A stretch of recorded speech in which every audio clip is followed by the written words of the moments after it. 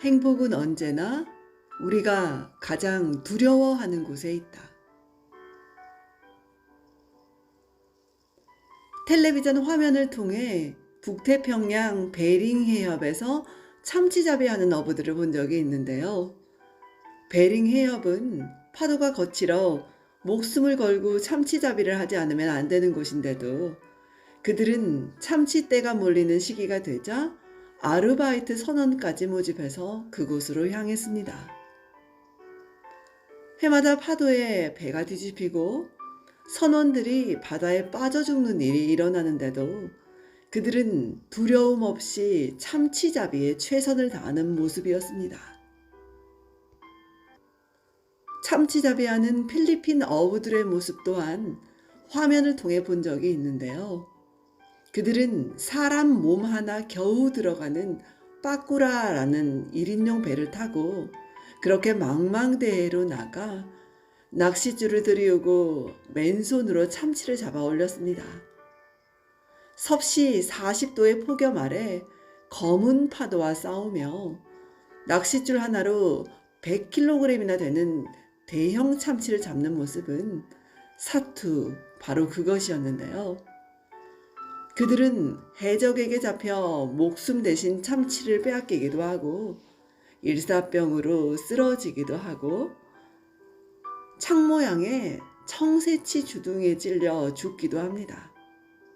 그런데도 두려워하지 않고 잡은 참치를 항구에 부려놓고 또다시 바다로 나가더라고요.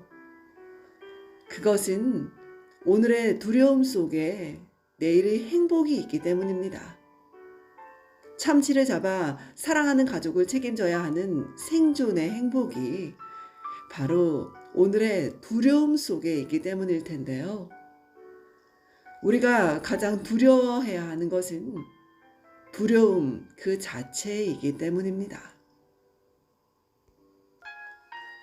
행복은 우리가 가장 두려워하는 곳에 있기 때문입니다. 저도 인생이라는 망망대해에 나가 고기잡이하는 한 사람 어부입니다. 그러나 하루하루를 두려움 속에서 살고 있어요.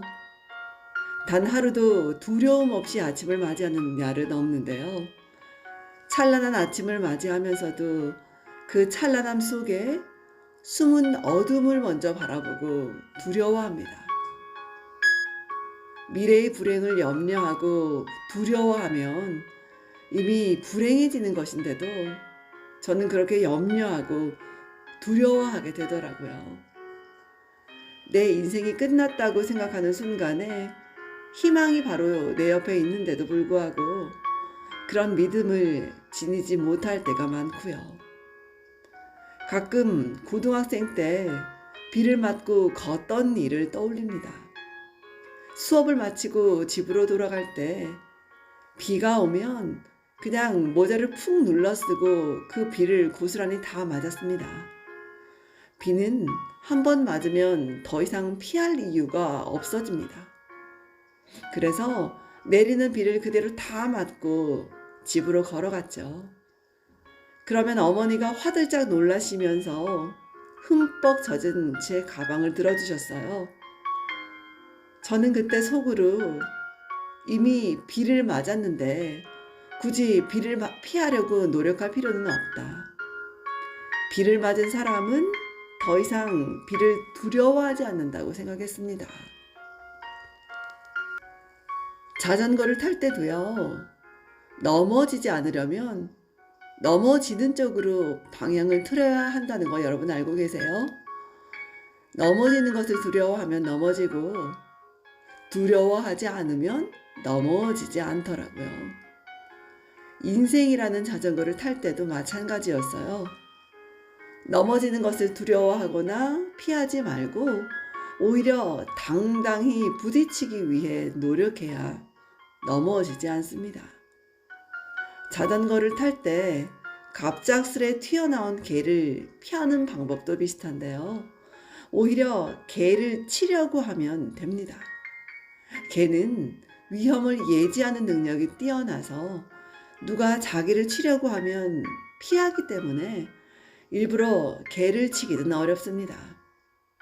오히려 개를 치지 않으려고 피하면 개를 치게 되더라고요.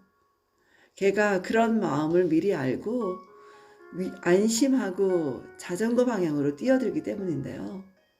그래서 무슨 일이든 두려워서 피하지 말고 부딪혀 보라는 것입니다. 그렇다고 두려움을 느끼지 않는 개미가 되라는 뜻은 아닌데요. 손톱을 깎을 때 손톱 끝이 두려움을 느끼지 않듯이 개미는 자신의 자신의 죽음을 두려워하지 않는 것 같아요. 그것은 죽음에 대한 인식이 없기 때문인데요. 한 마리 개체로서의 존재성을 잊고 개미집이라는 공동체로서의 존재성을 먼저 인식하기 때문입니다. 노벨 문학상을 받은 러시아 작가 솔제니치는 모닥불에 통나무를 던져 넣었다가 그 안에 개미집이 있는 것을 발견하고 얼른 꺼내 개미들을 살려놓습니다. 그런데 개미들은 통나무를 향해 다시 기어갑니다. 그것을 보고 그는 무엇이 그들로 하여금 자기 집으로 돌아가게 만들었을까? 불타오르는 통나무를 붙잡고 바동거리면서도 그대로 죽어가게 만드는 것일까 하고 궁금해합니다. 이는 개미가 공동체의 생존에 대해서는 걱정하지만 개인의 죽음에 대해서는 두려움을 느끼지 않기 때문인데요. 집을 지키려다가 자신이 불타 죽게 된다는 인식 자체가 결여되어 있는 것입니다. 그러니까 개미에게 두려움은 두려움이 아닌 것이겠죠. 두려움을 느끼지 못한다는 것과 두려움을 느끼면서도 두려움에 도전한다는 것은 전혀 다른 문제입니다. 저는 과거의 고통스러운 상황과 비슷한 상황을 맞닥뜨리면 애써 외면하려고 듭니다. 과거의 고통스러운 일들을 떠올리고 싶지 않기 때문인데요. 그러나 그런다고 해서 그런 상황이 사라지는 것은 아니었어요.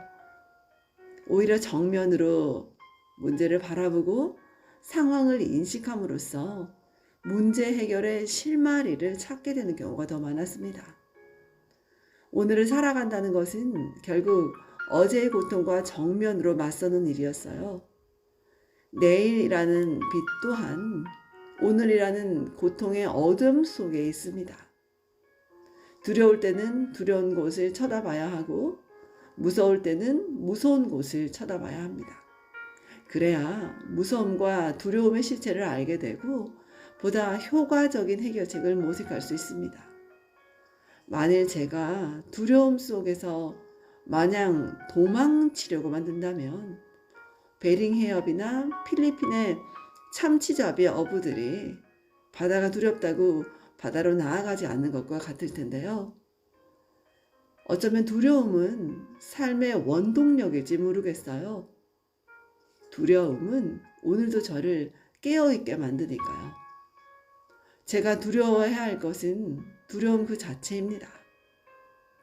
오늘도 20대 때 쓴 저의 시 아무도 슬프지 않도록을 읽으며 인생의 행복이 어디에 있는지 다시 생각해 보면 어떨까요?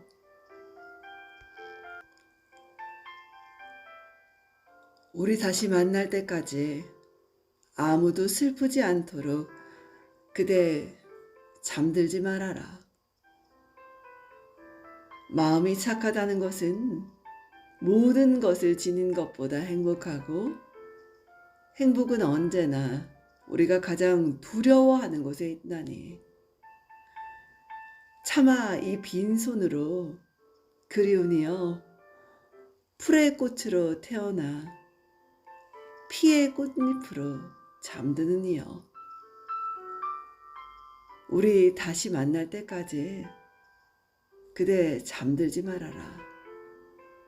아무도 슬프지 않도록.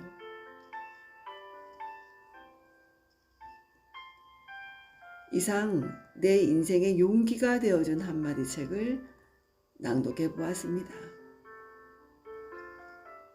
오늘을 살아간다는 것은 결국 어제의 고통과 정면으로 맞서는 일이라는 말이 너무나 와닿는데요.